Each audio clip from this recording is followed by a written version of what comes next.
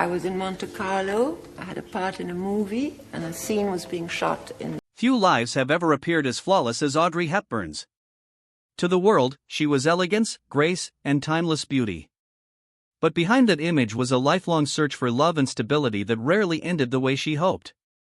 Again and again, she reached for something lasting, only to find heartbreak waiting on the other side. And yet, among all the relationships that came and went, one man would remain in her heart until the very end. Audrey Hepburn was born on May 4, 1929, in Brussels. Her early life seemed privileged on the surface, but it was far from stable. Her family moved constantly between countries, and while that gave her the gift of speaking multiple languages, it also created a sense of rootlessness that followed her for years. Beneath that shifting lifestyle was something even darker. Both of her parents supported fascist ideologies, aligning themselves with Nazi Germany. Then, in 1935, everything changed. Her father, Joseph, abandoned the family without warning. He walked out of her life completely. That moment left a wound that never fully healed. Audrey would later describe it as the most painful experience of her life. As a child, she waited for him to return through holidays, birthdays, and years of silence. He never did. Then came World War II.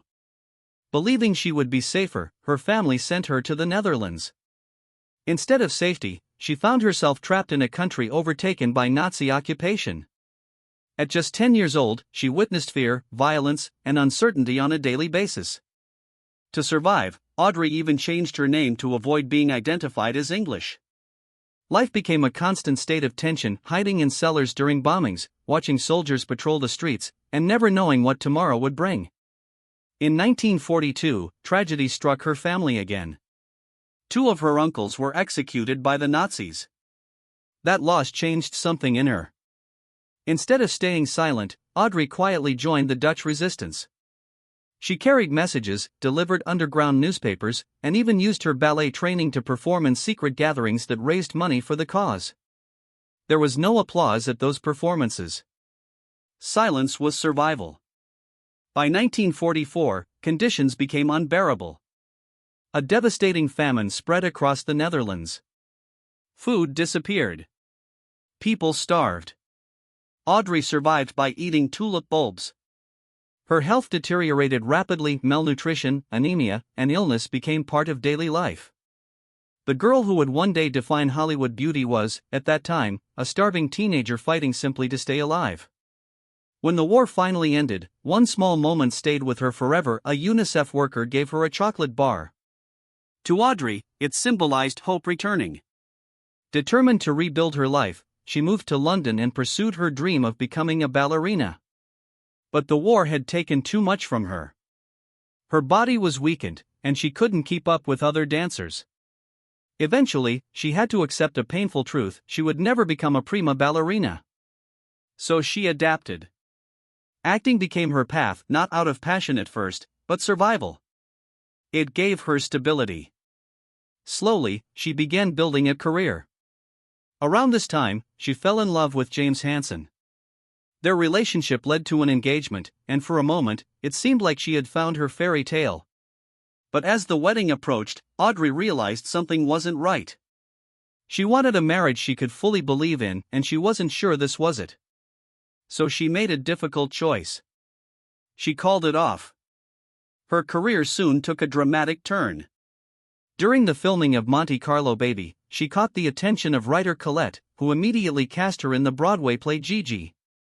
At the same time, Hollywood came calling.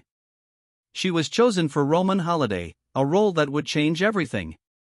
Almost overnight, Audrey Hepburn became a star. Her charm, vulnerability, and natural elegance captivated audiences. She wasn't like other actresses of the time, she felt real. When she won the Academy Award for Best Actress, it confirmed what the world already knew. She belonged. But while her career soared, her personal life remained complicated.